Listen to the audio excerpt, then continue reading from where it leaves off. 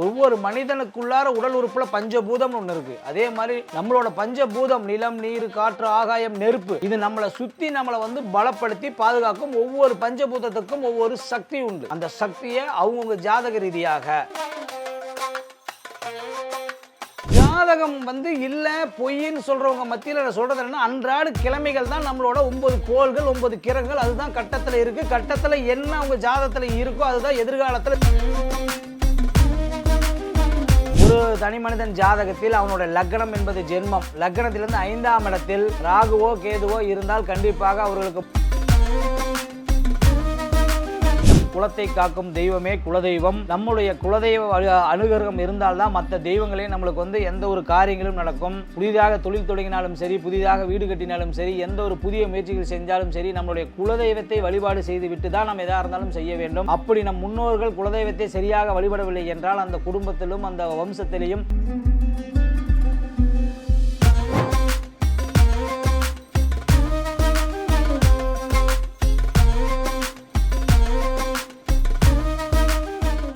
Real one ஆன்மீக நேயர்களுக்கு இனிய ஆன்மீக வணக்கம். இப்போ நம்ம பிள்ளையார்பட்டி நாடி ஜோதிடம், பழனி ஆண்டவர் அருள்வாக்கு மையம், பிரபல அருள்வாக்கு சித்தர் ஸ்ரீ ஸ்ரீ கௌரி சங்கர் சுவாமிகள், அவரை நம்ம இப்போ நேரடியாக சந்திக்க போகிறோம்.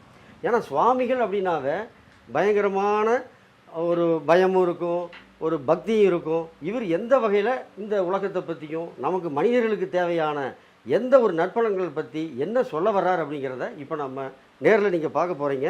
ஒரு வித்தியாசமானவர், மற்ற சுவாமிகள் மாதிரி இல்லை, எளிமையானவர், இனிமையானவர். இப்போ அவரை நம்ம எல்லாரும் சேர்ந்து சந்திக்க போகிறோம். வணக்கம் சுவாமிகள்.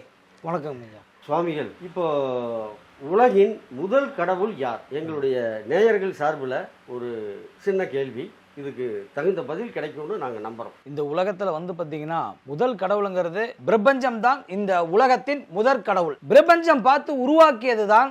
சிவனாக இருக்கட்டும், இயேசுபிரானாக இருக்கட்டும், அல்லாவாக இருக்கட்டும், அனைத்தும் ஒன்றுதான். பிரபஞ்சம் பார்த்து உருவாக்கப்பட்டது தான். மனிதன் அனைவரும் ஒன்றுதான். இந்துக்கு சிவப்புரத்தம், கிறிஸ்டினுக்கு பச்சை ரத்தம்னா இருக்கு. எல்லா பிளட்டும் ஒன்று தான். நம்ம எல்லாருமே சரிசமமானவர், எல்லாருமே ஒன்னானவர் தான். வழிபாட்டு முறைகளும் கொஞ்சம் ஒரு மாற்றங்கள் மட்டும்தான் இருக்கும் மொழிய, மற்றபடி நமக்கு எந்த ஒரு மாற்றமும் கிடையாது. உலகத்தின் முதற் கடவுள் பிரபஞ்சம். ஒரு மனிதன் வாழ்க்கையில் வெற்றி பெற வேணும்னு நினைச்சா டைரக்டா ஷார்ட்கட்டில் போடாமல் டைரக்டாக பிரபஞ்சத்துக்கிட்டே போய் கேட்டணும் என்ன வேணுமோ. அந்த பிரபஞ்சத்தை எப்போ பார்க்கலாம்? தினமும் காலை 3:30 5:30க்குள்ளார பிரபஞ்சத்தோட ஓப்பனிங் டைம். அந்த டைமில் ஒரு தனி மனிதன் எந்திரிச்சு அவனுக்கு என்ன தேவையோ அதை பொறுமையாக அந்த பிரபஞ்சத்துக்கிட்ட, எனக்கு ஒரு நல்ல கல்வி வேணும், நான் படித்து ஒரு டாக்டர் ஆகணும் அப்படின்னு அந்த பிரபஞ்சத்துக்கிட்ட அவர் டெய்லி அதை நினச்சி கேட்க அந்த எண்ணங்கள் கண்டிப்பாக ஒரு பலிதமாகும். அதே மாதிரி ஒவ்வொரு தொழிலதிபரும் இன்றைக்கி ஒவ்வொரு பெரிய தொழிலதிபர் ஆகியிருக்காங்கன்னா பாருங்கள், அவங்க காலையில் பார்த்தீங்கன்னா 5 மணிக்குள்ளே எந்திரிச்சிருவாங்க. இந்த 6 மணிக்கு 7 மணிக்கு எந்திரிக்கிறவன் மனிதனே அல்ல. காக்கா குருவி கூட நேரமாக எந்திரிச்சிருது. ஏன் நேரமாச்சு? பிரபஞ்சம் ஓப்பன் ஆயிடுச்சு, எந்திரிச்சே ஆகணும். அப்போ அந்த பிரபஞ்சத்திட்ட கேட்டால் அனைத்துமே கண்டிப்பாக 100% நடக்கும். தனி மனித ஜாதக ரீதியாக எவ்வித கிரக தோஷங்கள், பாவ தோஷங்கள், ராகுகை தோஷங்கள், செவ்வாய் தோஷங்கள், திசாபுத்தியில கோளாறுகள், எவ்வகையான கோளாறுகளுக்கும் கண்டிப்பாக தீர்வு உண்டு. ஜோதிடம் என்பது ஒரு ஜோதியான ஒரு இடம். ஜோதிடர்னு என்ன? சோதித்து இடரை தீர்ப்பவரே சோதிடர். ஒவ்வொரு ஜாதகத்தில் ஒவ்வொரு பிரச்சனை இருக்கும். அந்த பிரச்சனைக்கு கண்டிப்பாக ஒரு சொல்யூஷன் இருக்கு. பிரச்சனையை உருவாக்கப்பட்ட ஒரு இந்த பிரபஞ்சத்துக்கு அந்த பிரச்சனைக்கு ஒரு சொல்யூஷனை கண்டிப்பாக படைச்சிருக்கும். செடி வச்சு அதுக்கு தண்ணி ஊற்றணுன்ட்டு அது இருக்குது. ஒவ்வொரு மனிதனுக்குள்ளார உடல் உறுப்பில் பஞ்சபூதம்னு ஒன்று இருக்குது. அதே மாதிரி நம்மளோட பஞ்சபூதம் நிலம், நீர், காற்று, ஆகாயம், நெருப்பு, இது நம்மளை சுற்றி நம்மளை பலப்படுத்தி பாதுகாக்கும். ஒவ்வொரு பஞ்சபூதத்துக்கும் ஒவ்வொரு சக்தி உண்டு. அந்த சக்தியை அவங்கவுங்க ஜாதக ரீதியாக நிலக்காரகத்துவத்தில் அவங்க பிறந்திருப்பாங்க. அப்போ நிலத்தை வழிபாடு செய்யணும். நீர்க்கார தத்துவத்தில் பிறந்திருப்பாங்க. அப்போ அந்த நீரை அவங்க பார்த்திங்கன்னா சில வழிமுறைகளில் அந்த நீரை வச்சு அவங்க வாழ்க்கையில் சக்ஸஸ் ஆகணும். நெருப்பு மூலிமா அந்த காலத்தில் ஒருத்தருக்கு திருஷ்டி அப்படின்னா உப்பு, மிளகாய் இதெல்லாம் போட்டு சுற்றி எதில் போடுவாங்க? நெருப்பில் போடுவாங்க. நெருப்பில் போட்டால் அழிஞ்சிடும். எது வேணால் மாசுபடும், நெருப்பு மாசுபடாது. நெருப்பில் பார்த்திங்கன்னா எவ்வித விஷயத்தையுமே நம்ம அழிச்சிடலாம். புரிதா இல்லைங்களா? அந்த மாதிரி அவரவர்கள் ஜாதக ரீதியாக ஒரு மனிதன் பிறக்கும்போது அந்த டைமில் விண்கலத்தில் 9 கோள்கள் இருக்கும். அறிவியலும் ஆன்மீகம் ஒன்று தான், ஜாதகம் இல்லாமல் கிடையாது. திங்கக்கிழமைன்னு டெய்லின்னு வருது. திங்கள் என்றால் என்ன? சந்திரன். செவ்வாய்க்கிழமைன்னு வருது, அந்த செவ்வாய் தான் அந்த கட்டத்தில் உட்கார்ந்துருக்காரு, செவ்வாய் பகவான் அங்காரகனா. புதன்கிழமைன்னு வருது, அந்த புதன் தான் அந்த கட்டத்தில் உட்கார்ந்துருக்கார். வியாழன் குரு பகவான், அதுதான் அந்த கட்டத்தில் இருக்குது. வெள்ளி சுக்கிரன், அதுதான் அந்த கட்டத்தில் இருக்குது. சனீஸ்வர பகவான், அதுதான் அந்த கட்டத்தில் இருக்குது. சரிங்களா? அதனால் ஜாதகம் இல்லை பொய்ன்னு சொல்கிறவங்க மத்தியில் சொல்கிறது என்னன்னா, அன்றாட கிழமைகள் தான் நம்மளோட 9 கோள்கள் 9 கிரகங்கள், அதுதான் கட்டத்தில் இருக்குது. கட்டத்தில் என்ன அவங்க ஜாதகத்தில் இருக்கோ அதுதான் எதிர்காலத்தில் திட்டமாக இருக்கும். ஒவ்வொரு மனிதனோட வாழ்க்கையிலையும் நாளைக்கு என்ன நடக்குதுங்கிறது முன்கூட்டி எழுதி வைக்கப்பட்டவை. நாளைக்கு வெள்ளிக்கிழமை, யாராலையும் அந்த வெள்ளிக்கிழமை இல்லைன்னு மாற்ற முடியுமா? அது ஆல்ரெடி முன்கூட்டி எழுதி வைக்கப்பட்டது. நாளைக்கு என்ன தேதின்னு ஆல்ரெடி எழுதி வைக்கப்பட்டது. நாளைக்கு என்ன நட்சத்திரம்னு எழுதி வைக்கப்பட்டது. அது இந்த உலக நாடுகளில் இருக்கக்கூடிய அனைத்து மனிதர்களுக்கும் அனைத்து சக்திகளுக்கும் இது பொருந்தும் பொருந்தும் பொருந்தும். அவங்கவுங்க தனி மனசு வாழ்க்கையில் ஒவ்வொரு கஷ்டம் நஷ்டம் துன்பம் பட்டுட்டு, நம்பிக்கை துரோகங்கள் ஏமாற்றங்கள் இதெல்லாம் பட்டுட்டு ஒவ்வொரு மனுஷனும் அதில் விரத்தியாகி வெச்சாகி தான் ஜாதகம் போய் சாமி போய், போகாத கோயில் இல்லை, போகாத குளம் இல்லை, பண்ணாத பரிகாரம் இல்லை, எனக்கு நிம்மதியே இல்லைப்பா அப்படின்னு எத்தனையோ பேர் புலம்புறாங்க. எல்லாத்துக்கும் ஒரு தீர்வு உண்டு. சரிங்களா? எதில் இப்போ தலைவலிக்குன்னா தலைவலி மாத்திரை சாப்பிட்டாதான் தலைவலி சரியாகும். ஒரு எக்ஸாம்பிளுக்கு நான் சொல்கிறேன். தலைவலிக்கார் போய் கண்ணு வலிக்கு சாப்பிட்ற மாத்திரையை சாப்பிட்டோம்னா தலைவலி சரியாகுமா? அந்த மாதிரி கிரக ரீதியாக யாருக்கு என்ன பிரச்சனை, அது எந்த கிரகத்து மூலயமா சரிப்படுத்த முடியும் என்று நம்ம பார்த்து பண்ணுறதுனால பண்ண முடியும். இதுதான். இப்போது எண்ணம் அழகானால் எல்லாம் அழகாகும் அப்படிங்கிறத அழகாக சொல்லிட்டீங்க. இப்போ எல்லாருமே ஒரு நல்ல எண்ணத்தோடு தான் ஒரு ஜாதகத்தை வச்சுக்கிட்டு இது மாதிரி ஒரு ஜோதிடர்கிட்ட போயிட்டு நமக்கு ஒரு வரன் கிடைக்குமா, ஒரு சரியான ஒரு இடத்துல கல்யாணம் அமையுமா, வீடு வாங்குமா, இப்படியெல்லாம் ஒவ்வொருத்தருக்கும் ஒரு எண்ணம் கனவுகள் இருக்கும். வீடு, மனைவி, மக்கள், இதுதான் இன்றைக்கி போயிட்டுருக்குது. அப்படி இருக்கும்போது ஏன் இந்த ராகு தோஷம் கேது தோஷம் இப்படிங்கிறது ஒரு சில ஜாதகத்தில் சிக்கிட்டு அதை தூக்கிட்டு பேரண்ட்ஸுக்கெல்லாம் நம்ம ராகு தோஷம் இருக்குதே, நம்ம பையனுக்கு பொண்ணுக்கு கேது தோஷம் இருக்குதுன்னு சிரமப்படுறாங்களே, அந்த தோஷத்தையெல்லாம் எப்படி உங்களுடைய கணிப்பு என்ன, அதை எப்படி நம்ம விலகிறது?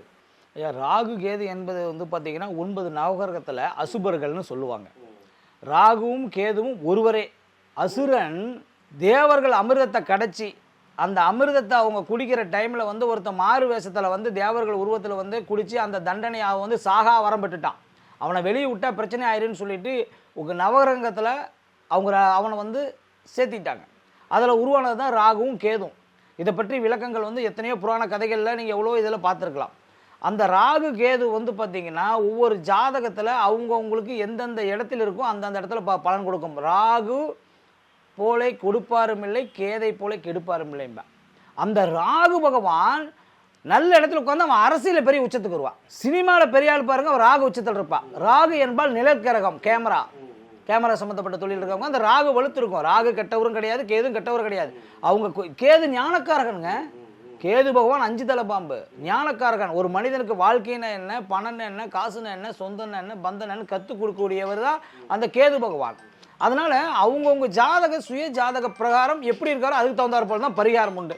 பொதுவான பரிகாரம் என்று பார்த்தீங்கன்னா ராகு கேதுவை அடக்கக்கூடிய சக்தி பத்ரகாளி அம்மனுக்கு உண்டு. அப்போ வெள்ளிக்கிழமை நாள் காலையில் 10 to 12 ராகு காலத்தில் பத்ரகாளி அம்மனுக்கு 5 முக விளக்கு, 5 முகம் என்றால் பஞ்சபூதம், 5 எண்ணெயில் தீபம் போட்டு அரளிப்பூ மாலையால் அர்ச்சனை செய்து 3 வாரம் வழிபாடு செஞ்சுட்டு வரப்ப அவங்களோட எதிர்காலத்தில் கண்டிப்பாக அந்த ராகு தேசத்தினால இருக்கக்கூடிய திருமண தடைகள், குழந்தை பாக்கிய தடைகள் இதிலிருந்தெல்லாம் விடுபட்டு அவங்க நல்லா இருக்கலாம். இது ஒரு பொதுவான பரிகாரம் தான்.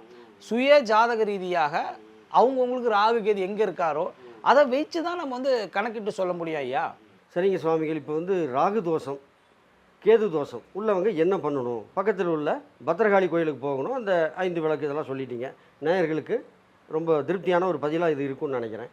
அடுத்தபடியாக இந்த செவ்வாய் தோஷம் இருக்கு, அது என்னங்க ரொம்ப டார்ச்சர் பண்ணுதே சுவாமி. அந்த ஜாதகக்காரரை என்னதான் பண்ணுறது செவ்வாய் தோஷத்துக்காரருக்கு? செவ்வாய் தோஷம், செவ்வாய் என்றால் அங்காரகன்.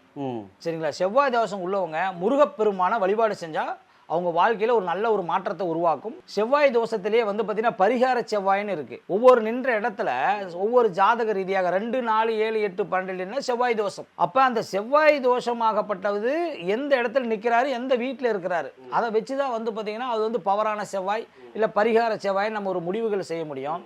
பொதுவாக அங்காரகனை அடக்கக்கூடிய சக்தி முருகப்பெருமான்கிட்ட இருக்குது. சரிங்களா? அப்போ செவ்வாய் தோஷம் உள்ளவர்கள் முருகனை செவ்வாய்க்கிழமை செவ்வாய் உரையில் செவ்வரளி பூவை இட்டு அர்ச்சனை செய்து வழிபாடு செஞ்சால் செவ்வாய் தோஷத்தினால் திருமண தடைகளோ இல்லை செவ்வாய் தோஷத்தால் அவங்களுக்கு வந்து நிலக்காரகன் பூமித்துவம் ஒரு இடம் வாங்குறது, ஒரு வீடு வாங்குறது, ஒரு தடங்கல்கள் இருக்கிறது, செவ்வாயினால் வந்து பார்த்திங்கன்னா உடல்நல பாதிப்பு, ஆரோக்கிய குறைபாடுகள், மருத்துவ செலவுகள் இதிலிருந்து விடுபடுறதுக்கு அவங்க வந்து செவ்வாய்க்கு அதிபதியான நம்ம முருகப்பெருமான் பழனியிலே வந்து செவ்வாய் கோள்கள் விழுந்த இடம் பழனி போய் சென்று செவ்வாய் தோஷத்துக்காரர்கள் பழனியிலே முருகனை செவ்வாய்க்கிழமை செவ்வாய் ஊரில் தரிசனம் செய்து வந்தால் கண்டிப்பாக செவ்வாய் தோஷத்தால் அவங்களுக்கு இருக்கக்கூடிய இடர்பாடுகள்லாம் கலைந்து திருமண காரியங்கள் நல்லபடியாக நடக்கும், குழந்தை பேர்கள் நல்லபடியாக கிடைக்கும், எதிர்காலத்தில் அவர்கள் ஒரு நல்ல ஒரு ஜாம்பவனம் வாழக்கூடிய நல்ல ஒரு விஷயத்தை முருகப்பெருமான் அருள்பாலிப்பார். இப்போ தோஷத்தை பற்றி ஒரு சரியான பதில் நேயர்களுக்கு கிடைச்சது.